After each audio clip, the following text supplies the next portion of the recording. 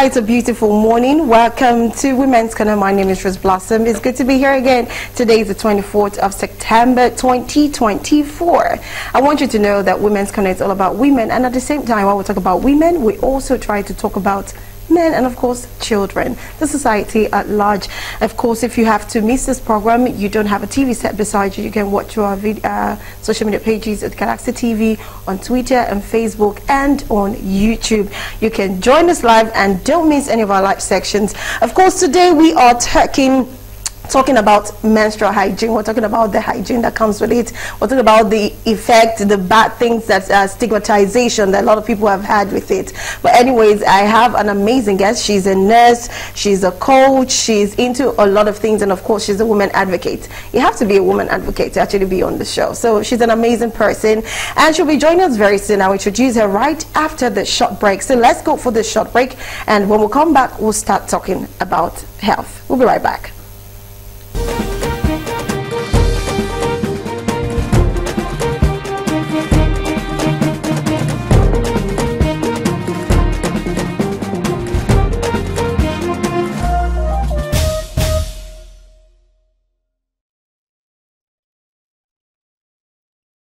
All right, welcome back. It's good to be here. So like I said, we're talking about menstrual health and hygiene. We have Nurse Franca E. Yambi. She's a nurse career coach. She's the founder of Nurse Circle Network. Good morning, Franca. Can we have Franca on the screen? Hello, good morning. How are you doing this morning? Good morning. Okay, thank you for joining me. My very first question is because a lot of people just believe it's just about the period. Just have your period, crank up and get better. But I know it is more than that, and it is very deep. So I just want to ask, what would you term as menstrual health for women? Like when you talk about menstrual, she's healthy, even by the blood, the smell, and everything. So what can you describe in a do as much as explanation as you can, so that people who do not really understand, don't use the bogus words, so that people can get to understand particularly what we're talking about on menstrual health. So please, over to you. Okay, I'll start by defining what menstrual health is by WHO. And WHO define menstrual health as a complete state of physical, mental, and social well-being of an individual in the absence of disease or infirmity. But in this case, as pertaining menstrual cycle. That's what menstrual health is all about. And menstrual health, surrounds so many things. Menstruation, it surrounds hygiene, what you should do before, during, and after menstruation, and what young girls should know to stay healthy during the period of their menstruation. So that's in a nutshell what menstrual health is all about. And in menstrual health, we talk more of what menstruation is, and menstruation is what we all know as periods or menses. And it's simply when the lining of your womb or the uterine lining sheds blood every month, and it usually spans a period of 3 to 5 days. It can extend to 7 days. So basically, it's what everyone should know. Every young girl, even including men, should also know what they should do around that period, around that 3 to 5 days or 7 days, what you should do to stay healthy. And that's what we're talking about today.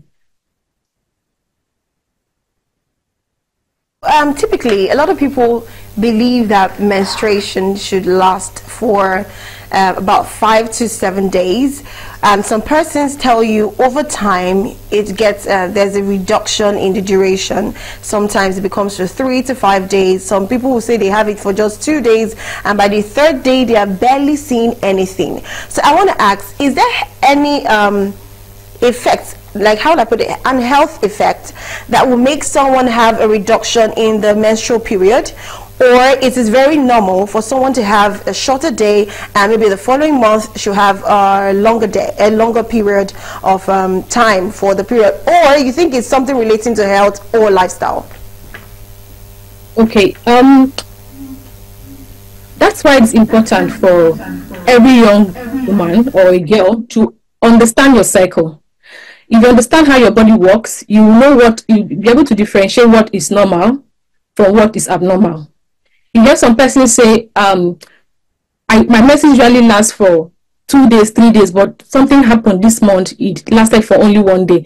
I think something is wrong. That's why you need to understand what is normal for you and what is abnormal for you. Now, menses, like I said, menstruation lasts for some persons 3 days, some persons 5 days, some persons 7 days. And if you're somebody that yours lasts for 5 days, in the first 2 days, it usually comes out in a kind of heavy flow, but as the day goes by, it reduces, which is the normal phenomenon in menstruation.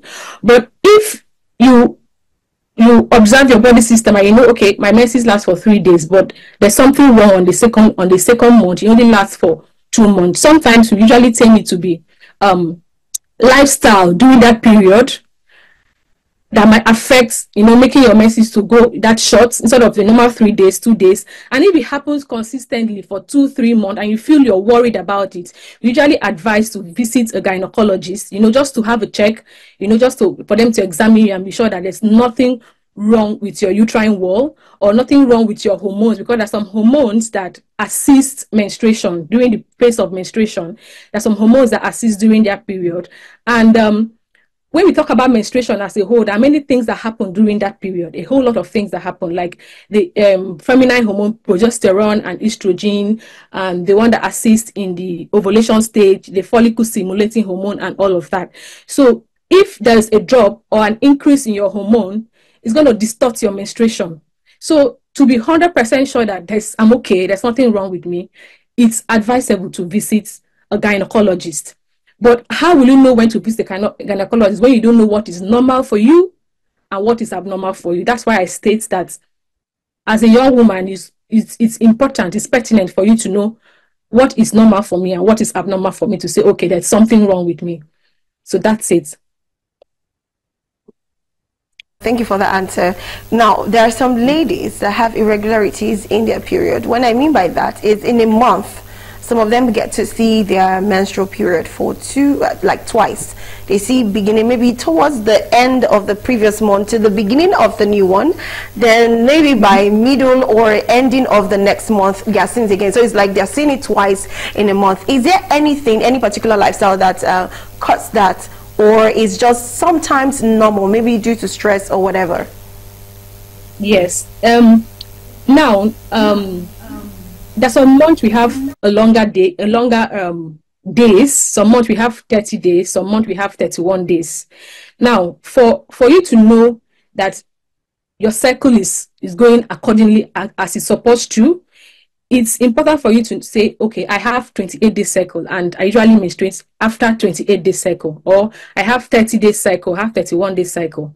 Now, for you to be able to know that is just get a calendar and calculate from your first day of your menses for this month and the first day of your menses in the next month. Now, when you count the days in between, you say, okay, I have 28-day cycle. And if you do this consistently for even when you have your menses twice in a month, sometimes it can happen twice in a month, but it's in between your normal cycle days. I don't know if you understand what I mean. Like somebody might have his or her menses on the 1st of December, and then towards 29th of September, sorry, you can have your menses on the 1st of September, sorry, then towards 29th of September or 30th of September, you can still have your menses. That's in the same month, but you're having a 28-day cycle, so which is normal for you.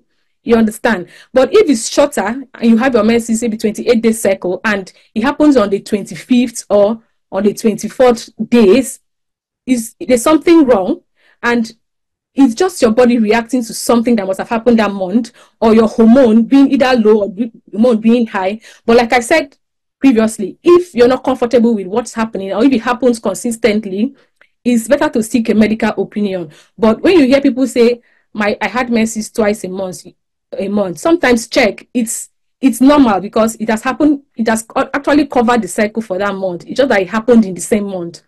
Like the example I gave in the month of September, you can have on the 1st and still have on the 30th or on the 31st of September. So it's normal for you for that month. So some some things can also distort it, like as you have mentioned, stress for that month. Even your diets too can also distort it. You hear stories flying around, oh, when you're menstruating, don't take sugary things, don't take junk. Maybe because I take so much sugar this month, I think that's why my menses has kind of cut short or something. Those kind of words. Those things can actually, can be a factor. What you eat can also be a factor. The medication you took that month too can also be a factor. The medications you've taken that month can be a factor. I read somewhere they said that some malaria drugs that can distort your menstrual flow. I don't know how true that is, but just know that medications you have taken, food you've eaten, stress, if you consume so much alcohol as a lady that month, it can distort your hormone. And anything that distorts your hormone automatically distorts your menstrual flow. So that's just an explanation to what usually happens to ladies that menstruate twice a month. Now, there's another part of menstruation that I think a lot of ladies and women do not understand, and that is some persons have their menstrual flow and they come with a lot of cramps. And some people believe that when they have cramps, they tend to have a lot of lumps in the clotted blood, a lot of it coming out. Now, I know it happens like that, but can you clarify and probably give ladies on how they can help reduce the cramp and also reduce the lump coming out? Because I know there are ways these things can be stopped, because it causes a lot of pain, and some of them can't even function properly, even at their place of work or place of business. Okay, yeah. Thank you so much for that question.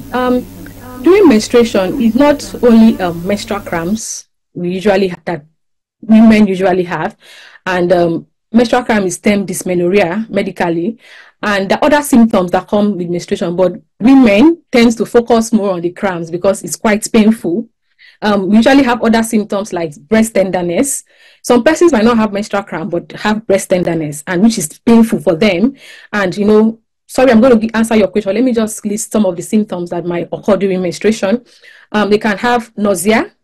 Some persons diarrhea, some person constipation. You go to the toilet to probably defecate. You feel this kind of pain or something hooking your waistline.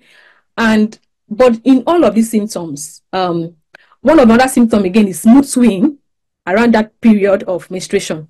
But in all, the one that's most severe is menstrual cramps, termed dysmenorrhea, and it's normal.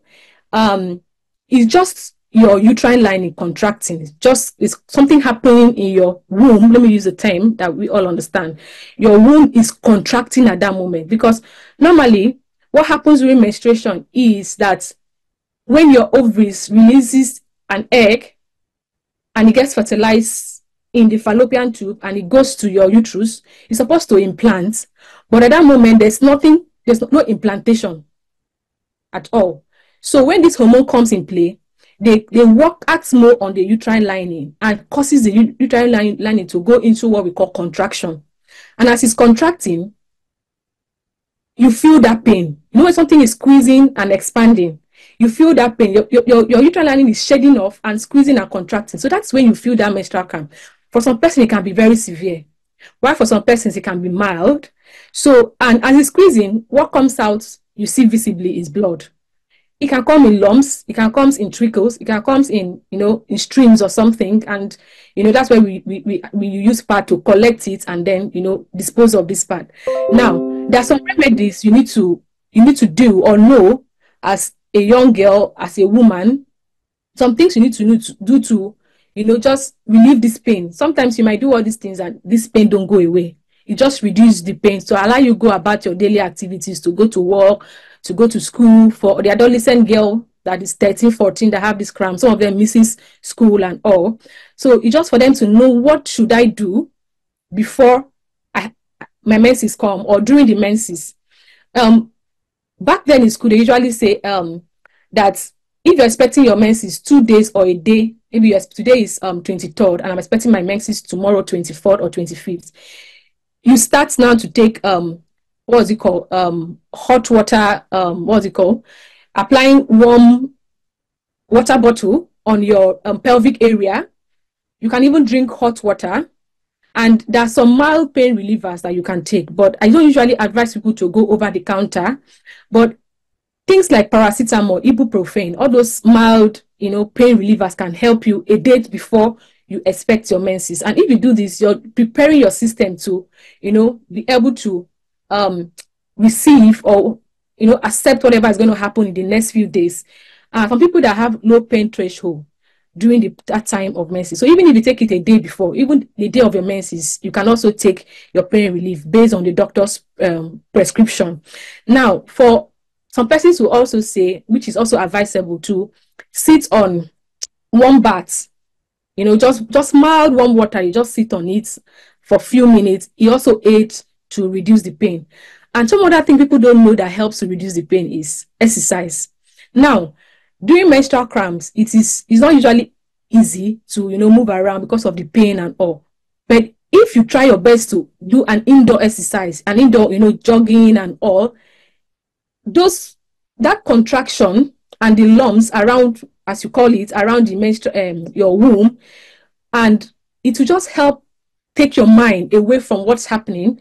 And before you know it, that day is gone. Sometimes the menstrual cramps happen in the first 2 days, and the last 3 days it reduces. So in that first 3 days, if you know what you should do before, during, and after, it's going to help reduce this pain.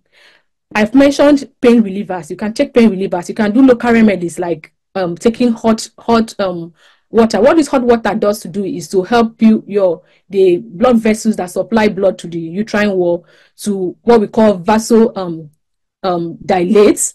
So once it dilates it cause the blood vessels to vasodilate. Yeah. And once they vasodilate, it will help, try to reduce the frequency of the uterine contraction. So that's what really happens around that period. So if you do these things, exercise, hot water bath, drinking of hot tea or warm water, exercising, taking pain relievers, it's going to really help you, manage the menstrual cramps. Some persons say lie on your stomach or lie, facing downwards, or applying pillows, or anything that works for you during that period. Good for you. And if you're a working class person and you feel that you cannot cope, going to work with that pain, there's nothing wrong with asking for a day off, just to manage your head. That's when we talk about taking care of your menstrual health. There's nothing bad in you taking off, just a day off, and stay at home and take care of yourself during that period. So that's just basically what people should do to manage menstrual cramps. Thank you very much. That was quite an extensive response to breaking down the symptoms and, of course, how people can actually take care of themselves. But you said something, and when you said it, it was just that the camera was not on me, it was on you. I was smiling and shaking my head because you are like someone that is in pain should go and exercise. I'm just thinking I'm in pain and somebody is advising me to go and exercise. Yes. I would just rather put my tummy on the pillow. When I say exercise, when I say exercise, I don't mean rigorous exercise. Because sometimes, if you notice, when you have this pain and you even stay on your bed, the pain don't go away. It doesn't go away. When you stay one place, it doesn't go away. But when you're busy with other things, you're just busy. Okay, maybe that day you just said, okay, I want to do house cleaning. You're just doing something at home. The day is gone. That's exercise for you. That's taking your mind off the pain. If pain relief doesn't work for you, there are other things, remedies you could do that could help you. Okay, thank you very much. I love that. But there's also a myth. I won't really call it a myth because a lot of people have been saying this. I just want to tag it as a myth. Is when you have this menstrual pain, that serious kind of pain, some persons will tell you, oh, just take a little bit of alcohol, like that sachet. There are different brands to it, so they can tell you take a sachet with a drug, pain reliever or whatever. Then you hear another person coming to tell you that no, go through that pain. If you go through that pain, when it gets to delivery, it's easy for you to give birth and all of that. Please, how true is this? So that a lot of people will change this mindset and know which is right. It's not taking alcohol or taking those concussions, because that's what I call them. It's not true. It doesn't work. It doesn't work. It's just a mindset. Just a mindset. Let me give an example of another myth that people just put in their mind, and they say it works. Just like somebody, a pregnant woman who just gave birth, and then she doesn't have her breast milk is not flowing, and then you hear people say, take palm wine. If you take palm wine to help your breast milk to flow, it's a psychological thing. It doesn't work. The only thing that happens, if instead it even affects your baby, because imagine you taking alcohol, and you know what taking palm wine, you know what is in palm wine, and you feeding your baby with whatever you take in, you know, you give to your baby, and your baby becomes starts becoming drowsy and all. So taking those things to aid reduce menstrual cramp is the mindset. It doesn't, you know, whatever you conceive in your mind and you believe is what actually works for you. But medically, those things don't work. They don't work at all. It's a myth. It's a myth for me. It's a myth. It's not true. It's not real. Simple thing as taking ibuprofen. There's this one that people usually take there. I think Felvium. I don't think it's still in the market anymore. But ibuprofen, if you don't have ulcer and all of that, you can just meet a pharmacist and say, "Oh, I have a menstrual cramp." Just taking those things in between the timing that has been prescribed, if it's 3 times a day, just be judicious with the timing, because sometimes people take these pain relievers just once in the morning and they are done for the day. No, if it's to be taken twice or 3 times, there's a reason why it is 3 times, you know, to block off that pain. So if it's taken in the morning and you're to take it in the afternoon, take it in the afternoon, so that within that time frame, the medication is still in your system and it's working for you. So taking alcohol and taking those concussions during menstruation is a myth. It is a myth and it's not true. So it's some. That's why I usually say we need more women advocates to come up to, you know, debunk these horrible practices that people, you know, do as pertaining their health. Yes, I love what you said. Horrible practices. They are very horrible, because I can't imagine someone advising you to take alcohol just to subside the pain. I think it will just make you sleep, or just make you forget that you have pain. Just the way some persons think they have a problem and they take alcohol and down themselves in it, and thinking that they are not worrying anymore, they start laughing, they start dancing, they're excited. But by the next time they are waking up in the morning, or whenever they wake up, the alcohol wears off. They start from the very beginning, probably even worse, especially if you've messed yourself around. Okay, I have a question to ask next, but you know what, before that, let's go for a breaker. And on this breaker, we'll still have Franca with us, but let's go for a breaker. And this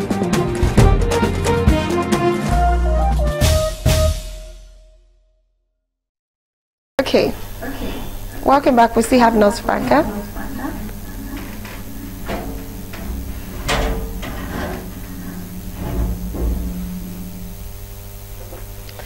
Okay, can we have Nurse Franca on the screen again? I have more questions to ask. All right, thank you. Okay, we talked about a using of pad and all of that. Now let's talk about the hygiene part. We talked a lot about the menstrual health thing. Now, first, hygiene. A lot of persons still do not know the proper way to dispose their sanitary pad. We've heard, let me just give 2 instances of the ones I've heard. They will tell you flush it down the toilet, or they will tell you wash off the blood in the pad, like you go to a sink or something and you wash it off, then you can throw the pad wherever you want to. And some will tell you, you're nodding your head, oh okay. Then some will tell you burn it. You can burn, it's better to just burn it than, you know, keep it around your house. While some will tell you let it get, I don't know, just different ideas. But just for hygiene's sake and proper disposure, how do you think people can dispose of their sanitary pad after use? Now, I saw a video sometime, I think on Facebook, and somebody was sharing how to dispose and, you know, open the pad, cut it off, and all of that. Now, that is an unhygienic way of disposing your pad, because you're using your hand, and sometimes you end up not even washing your hands well. You understand? So the best way to dispose your sanitary pad, that's why the sanitary pad comes with another pack, where, you know, when you remove your sanitary pad, it comes with another extra white pack. And the purpose of that white pack is for you to remove the used one wrap it. Use the white one and wrap it. If you're in the toilet and you have a tissue paper, you can wrap it up with the tissue paper. It is not advisable to use a waterproof to wrap your sanitary pad. That's because when you use a waterproof and you put it in the bin and it's collected to go probably to the central place where it is being disposed of, it takes time to decompose because it's wrapped in a waterproof. So it takes a lot of time for it to decompose wherever they're going to, dispose of this bin that's going to be collected. So the best way to dispose your sanitary, so that we have this fear, we have these stories flying around that if you throw your parts anyhow, I was going to come to that. People are going to use it for so many, I don't know, so many things. I don't know what they use it for. But if you properly wrap it in that paper it comes with and a toilet roll, enough toilet roll, wrap it in and seal it up and put it in the bin, that's just the proper way to dispose of your sanitary pad. There's no two ways about it. And then wash your hand properly. Avoid that thing of, oh, okay, then another option is if you want to burn your sanitary pad, you can, but it's not usually a safe practice because of pollution, air pollution and all of that. So the best way is you're in the toilet already, you're removing this pad, wrap it in the toilet paper and just put it in the bin and then wash your hand and take your mind off it. Nobody will use your pad for anything. So that's just the only way you can, dispose of your sanitary pad. Any other way is use the word misconception or fear of people or ritualists using your pad to do what God knows what. So that's just the answer to that question. You wash your hand before you remove your sanitary pad. Once you remove your sanitary pad, just fold it up in a tissue paper very well and then dispose of it, and that's it. In a bin, and not just disposing of it anywhere. That's why usually advocates for facilities for women, because sometimes in most of the toilets we have, public toilets we have in Nigeria, they don't make room for women who are menstruating. You just go to the toilet and there's no dustbin, it's just the water closet alone, and then you don't encourage menstrual hygiene for these women because they end up wrapping these things and putting them in their bags. Sometimes when they put it in their bags, they just dispose of it anywhere, or sometimes they just just throw it somewhere in the toilet and all. But if public toilets facilities can make dustbins specifically for women that are menstruating, so that we said, okay, this particular bin is to collect these things and dispose of it. You understand? So that's just the answer to the question. No two ways about it. No cutting corners. No no burning. No. But if you feel you want to burn your sanitary pad, you do it in a very safe environment. You don't do it openly, or some persons will store the pad for that 4 or 5 days and bring all of them at once to burn. No, that's not how to dispose of it. If you want to burn it, you just take it off as you're taking it off, you're burning it. But how possible is that when you're in your working place and you're supposed to change your pad 4 to 8 times a day? So you're going to keep it for that long? For me that work 12 hours a day and I'm to change my pad 4 to 8 times in a day, I'm going to keep this pad and then take it home. That process of transferring it from the toilet to your bag to you're infecting a lot of things. You understand? So just wrap it in tissue paper and then throw it in the toilet and allow the domestics to do their work and then take it to the central place to dispose of. But don't use waterproof. If you use waterproof, it will take time to decompose in the soil.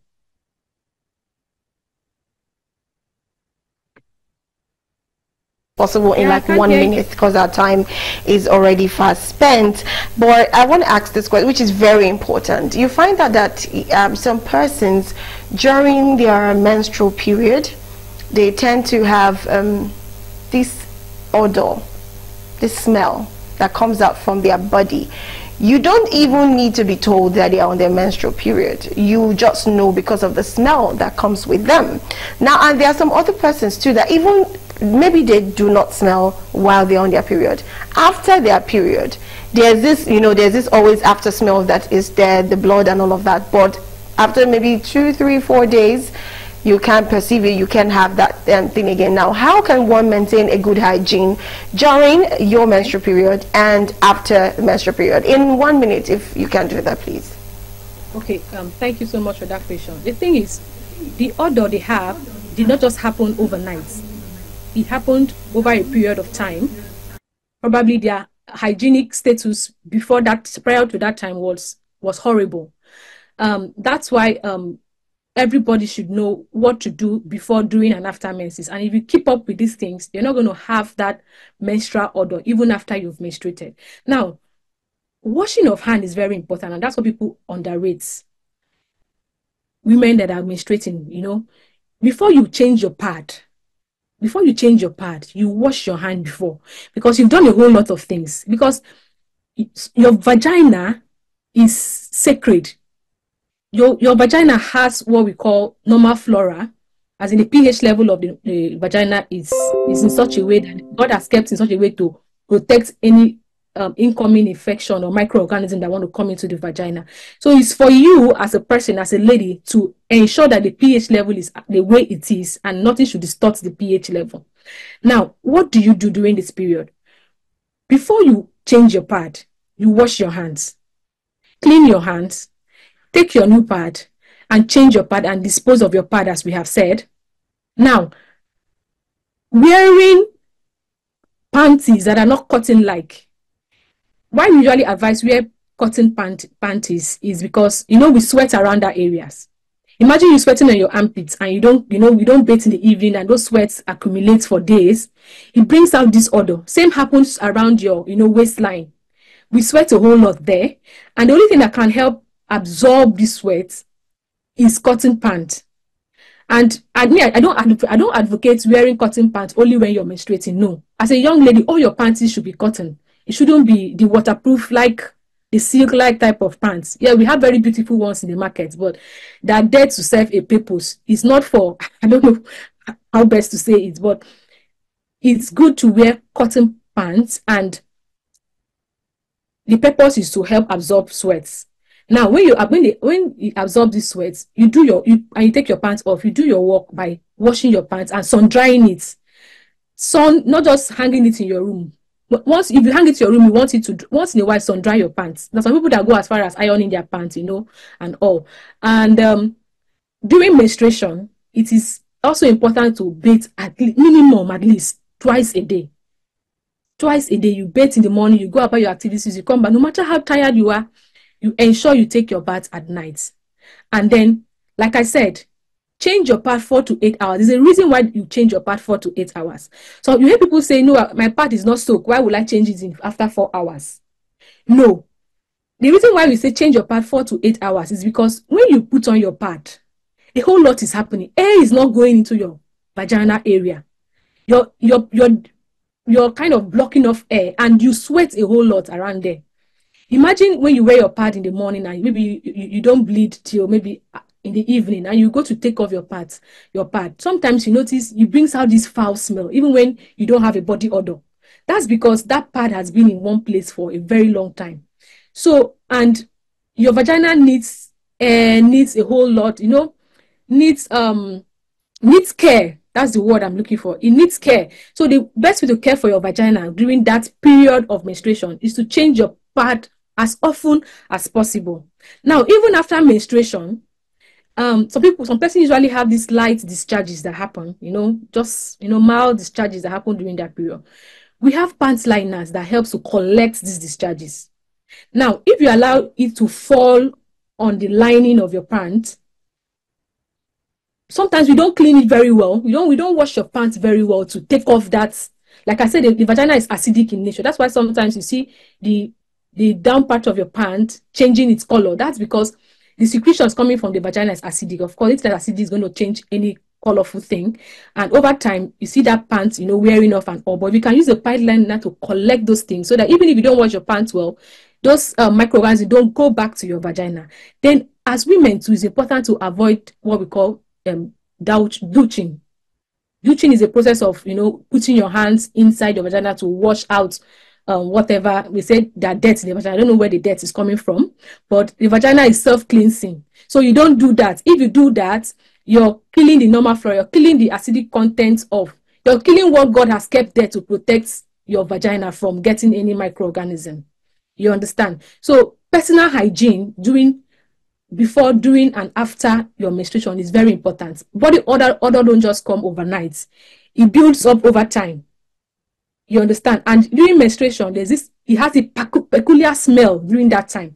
And the only way to fight that smell is to do these things. And then we have those small perfumes, body perfumes you can always use during those times, because sometimes you can do all of these things and you still have that normal menstrual smell. So getting those small things like roll-ons and the oil, that you just not applying them on your vagina, because people do apply perfume, which is very, very wrong. You don't apply perfumes around your waistline. You only apply, just around, your armpits and your clothing and all, just to smell good, feel nice. You're not smelling good for somebody. You're smelling good for yourself first, and you're feeling good for yourself first before people around you. And to extend further, during the time of menstruation, some ladies usually, lack appetite. They don't eat, they don't have the urge to eat and all. And we know the function of, having good balanced diets to the body. So it's important to drink lots of water during the time. It's also important to, eat food that is your normal during that time. I'm not saying you should, hang your hands where you're supposed to hang your hands, like, eating outrageous things. Like we mentioned about alcohol. What people don't know is the more you consume alcohol during the time you're menstruating, you're further increasing the uterine contraction. It's not really helping with the pain. I'm just going back to what we discussed, but to focus on the personal hygiene parts.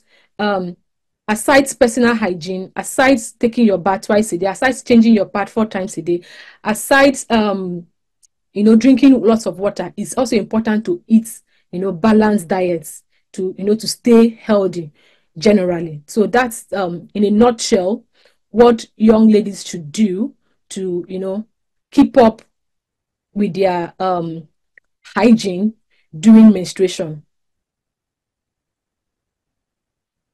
Thank you very much.